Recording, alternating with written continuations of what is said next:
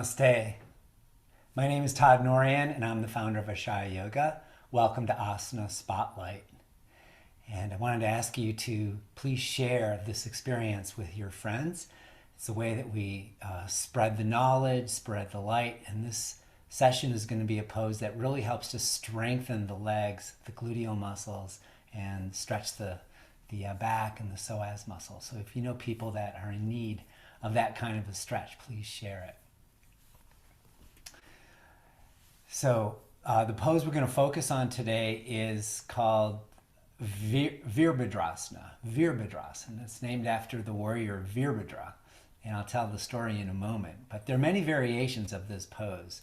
Virabhadrasana means pose of the warrior, and there are many variations. I'm going to do one that I call the Virabhadrasana Lunge. And then I'm going to show different variations, how to get into it, and also different ways you can enhance the pose so that it becomes almost a full body workout. Generally, this pose is going to strengthen your legs and it increases your ability to balance. And then on the front leg of the pose, you're going to be strengthening the gluteal muscles, which is a really good idea because we use the glutes in everyday life, especially walking and any kind of exercise that you do.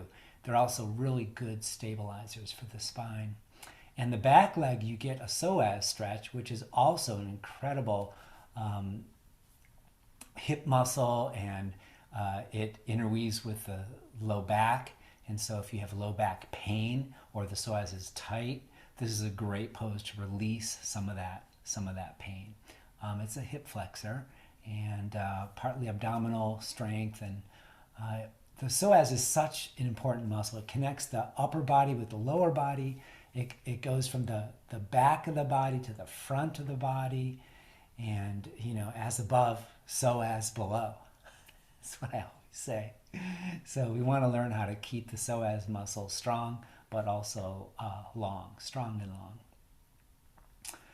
All right, so this myth, there's a lot of different yogic myths about the yogic gods, and they're all different. So you may have heard this in a different version, but here's the version that I know. All right, so Shiva, who's the Lord of the universe, got married to Sati. Sati was like infatuated with Shiva, and she finally marries him. And they're living happily, for several years on top of Mount Kailas. Just a beautiful marriage. And then Sati's father has this party and he doesn't invite Shiva. So Sati shows up and she's angry. So why didn't you invite my husband? What's wrong with you? And he said, I don't like him. So Sati said, what? And she gets so angry that she turns into a fire and she burns herself up. Well, Shiva, having heard that he just lost his wife, becomes furious. From up in the heaven, he's like shouting and he's scratching, and then he starts pulling his hair out, and out of one of his dreadlocks that he pulls out, he fashions Virabhadra, which is this incredibly intense warrior. And he throws the dreadlock down, and it hits on the floor of the party, and boom, Virabhadra rises up, and he's as big as like from earth to sky. He's got 1,000 arms, and he's given the instruction to destroy everything. You don't want to piss off Shiva. So he's destroying everything, and Shiva tells him, and also bring me Daksha's head. So he destroys everything, he cuts off Daksha. Daksha is Sati's dad, Daksha. So his head is gone. And then when Shiva finally comes down to see what happened, he feels remorse, said, oh my God, I didn't realize it would look like this. I mean, what are you thinking? And he says these special mantras and brings Daksha back to life. And then he puts a goat head on Daksha. And Daksha becomes reverent and devotional and thanks Shiva. And he becomes like a disciple of Shiva. So that's the gruesome myth. Many of them are gruesome. But basically these myths are told to offer different lessons. And how you get the most out of these myths is that you see yourself as every character in the story, actually every part of the story. Kind of like Jungian dream analysis, you're every aspect of your dream. And so, what are the lessons? Well, one is think before you act. That's one. And that we all make mistakes. And when you do make a mistake, then it's really important to have the courage, that's the warrior part of it, the courage to admit your mistakes and make amends. That's what Shiva does.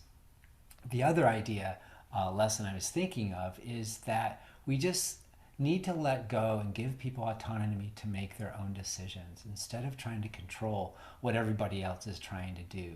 So just the fact that Sati's father didn't approve of Shiva, he was holding this grudge. It's like, hey, man, just like lighten up and accept that, when love is true, there's not much you can do to stand in the way of it. And if you do try to stand in the way of it, look out, because vengeance is coming your way.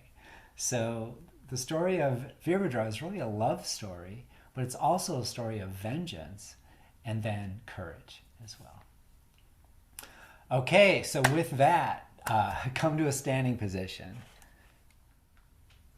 We're going to do a little mini warm-up just to get ourselves ready to come into the pose. So, come on to all fours. Set your hands just right so the wrist creases point straight ahead. Center of the wrist as wide as your outer shoulders. Spread your fingers, each finger evenly spread, even amount of distance between each of the fingers. And then claw the finger pads and the roots. Melt the heart, pull it from your hands into your shoulder area. And then lift the sitting bones, generate a low back curve, look up. Exhale, pull the tailbone down into cat stretch, look into your heart. Inhale, lift your sitting bones, look up. Exhale, pull the tailbone in. We do this with a deep level of acceptance, to accept other people's decisions, to let go of control. And then also to have the courage to admit when you're wrong and make amends.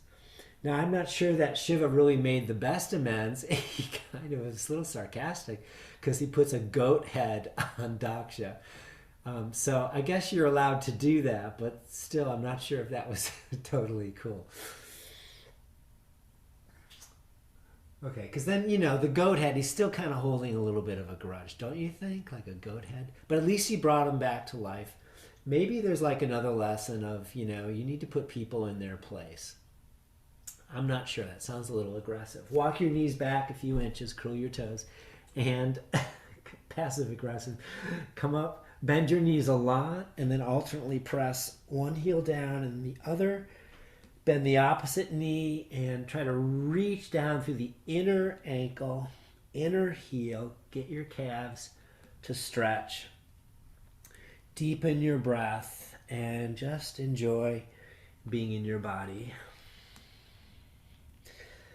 Now, of course, we can turn the myth into ourselves. So, a love story. So how to be more, have more self-love. How to accept parts of you that you wish were different but aren't. We could say how to stop trying to change the unchangeable and then try to see the good that's there. And of course, to have courage to stand up to make amends. Okay, bend both knees and turn your thigh bones in. Get your sitting bones to go way up, armpits up as well. Then from your heart, push through your hands, and from your heart, root and stretch through your heels. Try to get the heels to move toward the floor, but keep a low back curve. And breathe. Exhale. Step your right foot forward into a lunge. Bring your left knee down to the floor. Right hand on the right leg and twist up toward the right. Crack. Hug your legs in toward the middle with courage. Then bring your hands on your hips. Take your thigh bones back, pull your tailbone in, and stretch your arms up. So this is like a mini warrior position. This is similar to what we're going to be doing, but this is really a good warm-up for this. So courageously rise, armpits back, pull your tail in, and arch back. Now, one good thing about the Virabhadrasana pose that we will do, this is just a warm-up for it, Not only does it help you increase balance, it's a good preparation for back bends because you can see that the position of the hips really provides a lot of space to lift the heart up and then to curl back. And the more you curl back, the more courage it takes. You have to pull your tailbone in and down to protect the spine.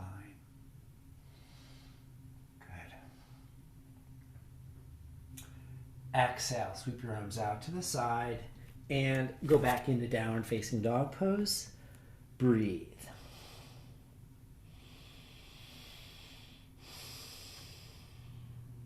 A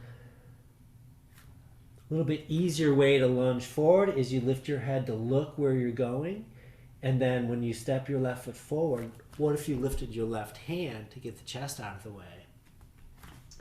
Then right knee down, left hand on the left thigh, and hug your legs with courage into the middle, and then twist.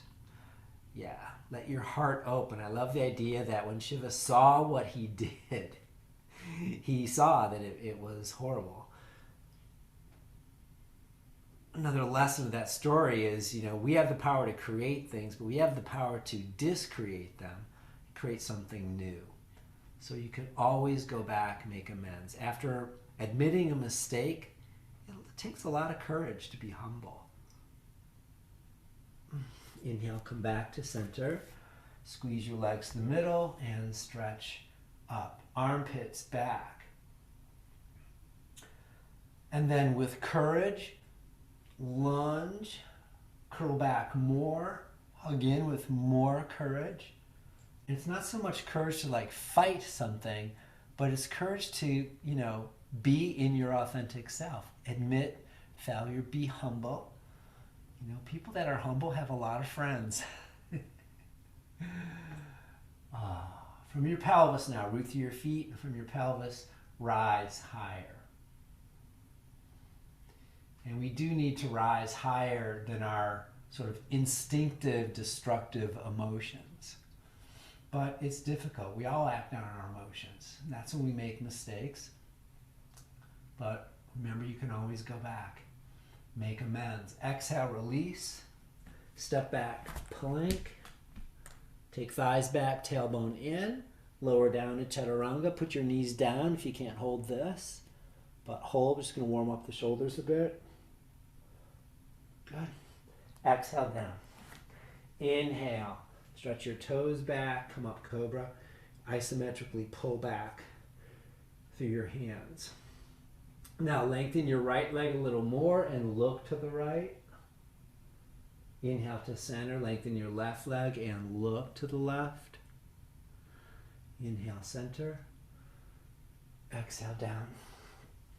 And go back downward facing dog pose.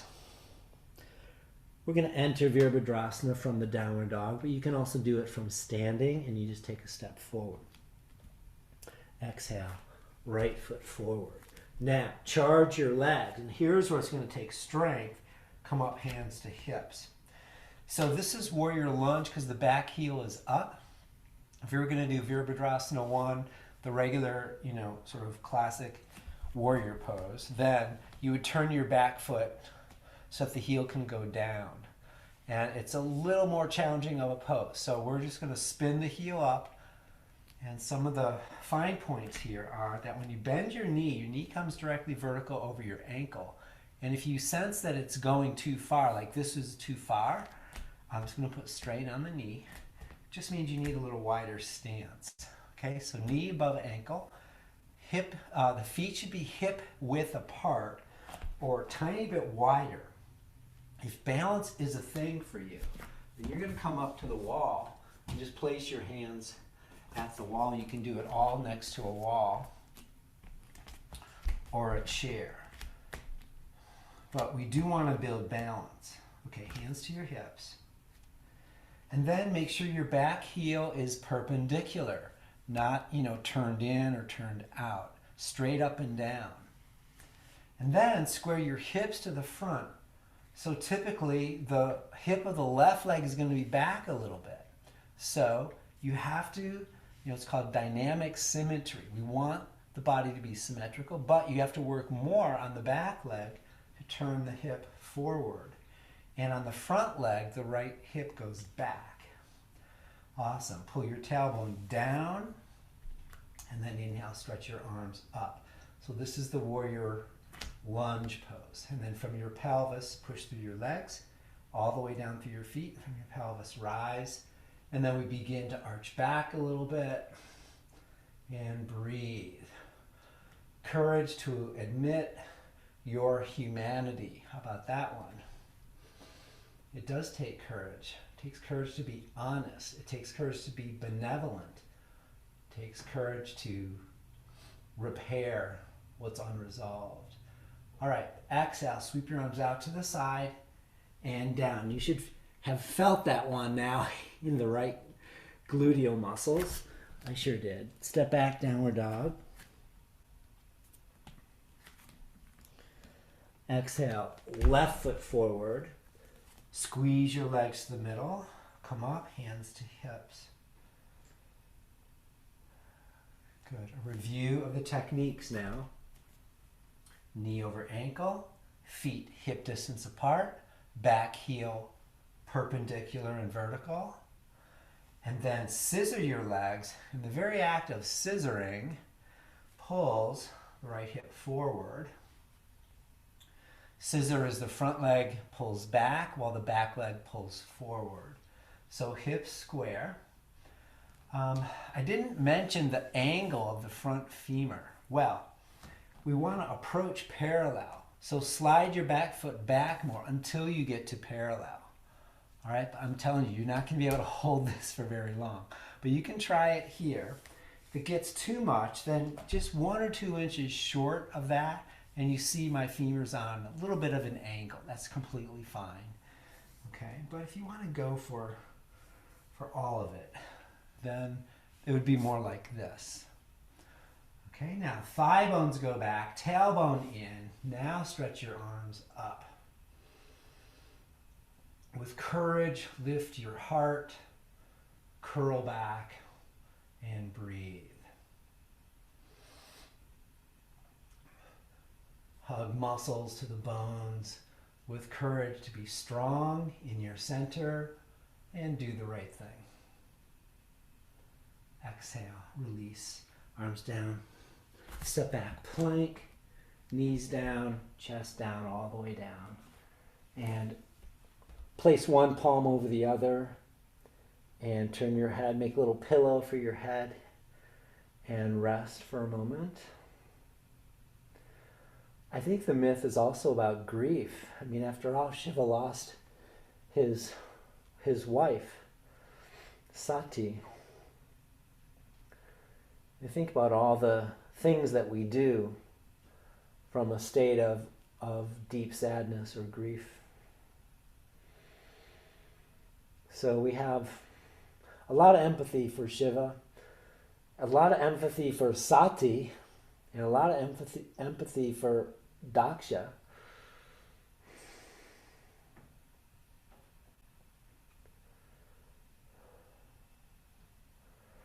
Okay. And press yourself up. Come up to standing. So now I want to show a couple of basic variations. So you can, play with this pose and do it in a variety of different ways. It's a very, very common pose in almost all traditions. This, some form of Virabhadrasana is offered.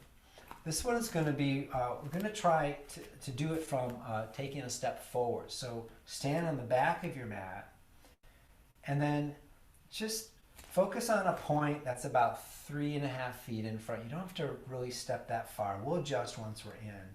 And then right foot forward, step. Okay? Now my stance is a little short, so I'm going to take the back leg back a little bit. Okay, adjust your position, knees over ankle. Awesome. Hands to hips. Let's open to the bigger energy. That essentially these myths sort of always bring us back to the heart. Like it wasn't a perfect ending because Daksha got the head of a goat, but it was at least a step towards reconciliation. So Breathe in. Life is good. Then, with courage, hug to the middle.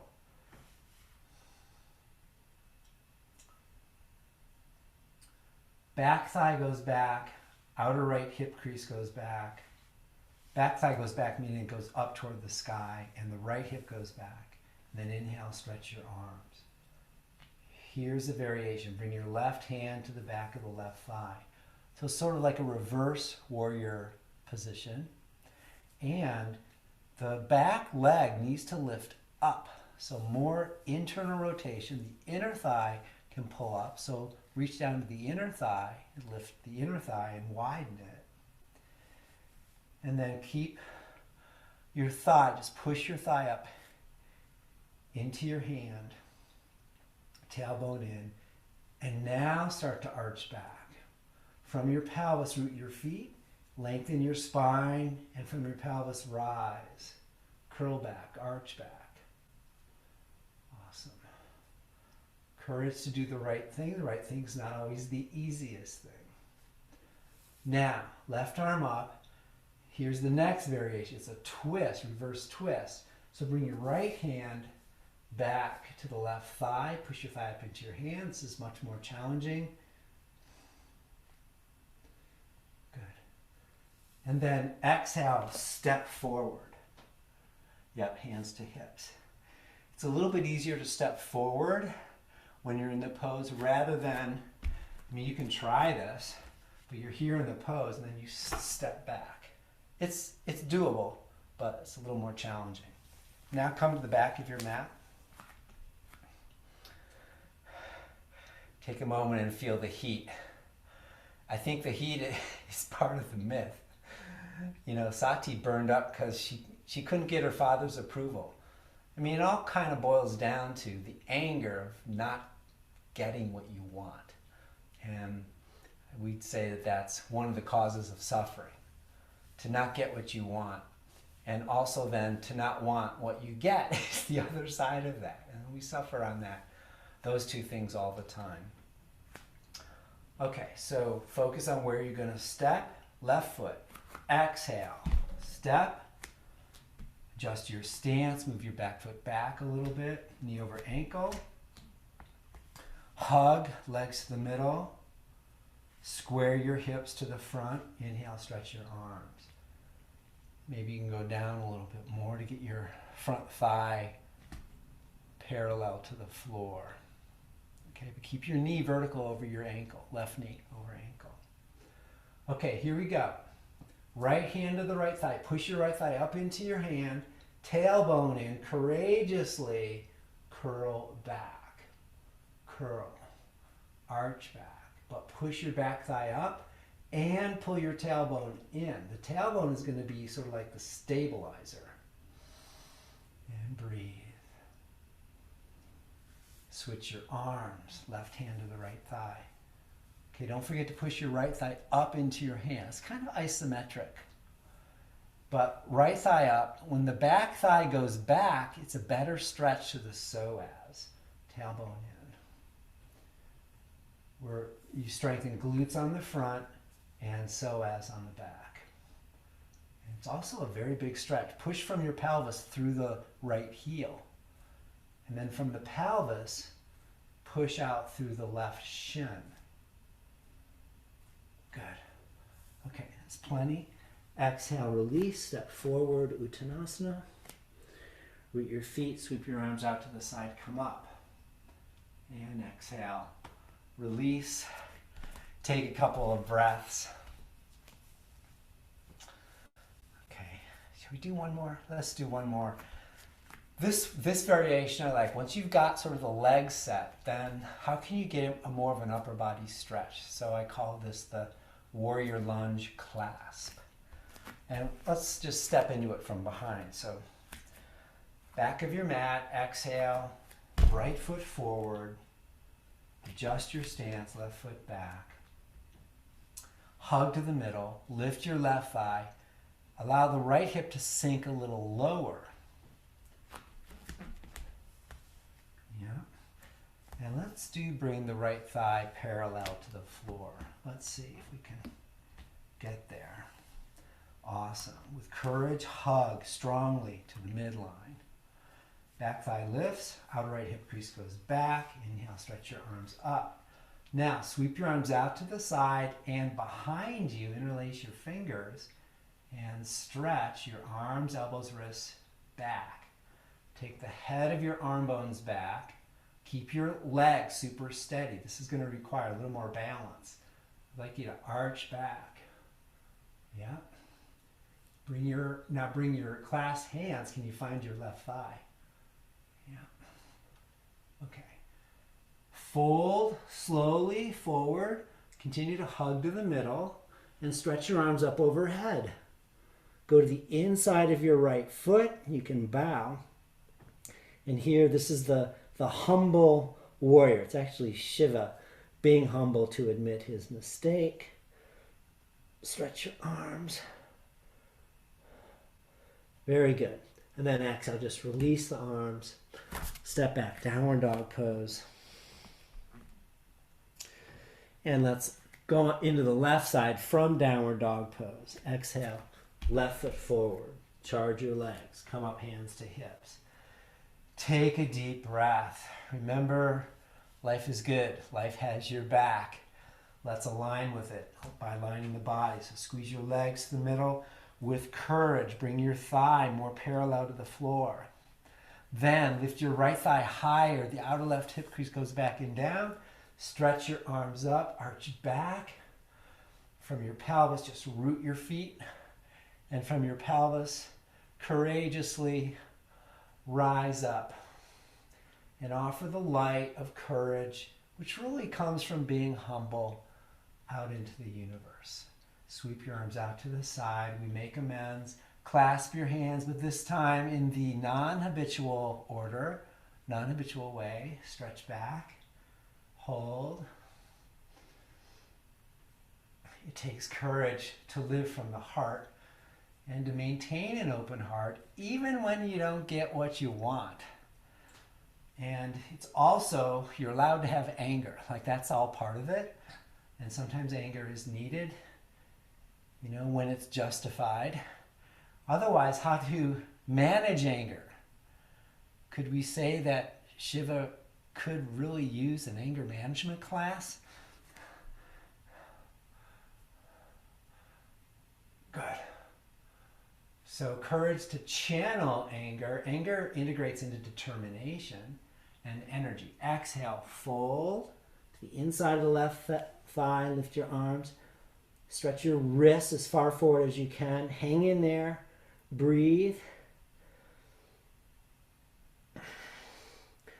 Courage to stay the course. Courage to admit mistakes. Courage to follow the light of your heart. And then exhale, release your hands. Come back into plank.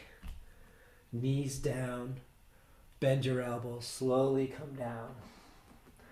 Fold your hands in front. Make a pillow. Turn your head to the opposite side. And rest.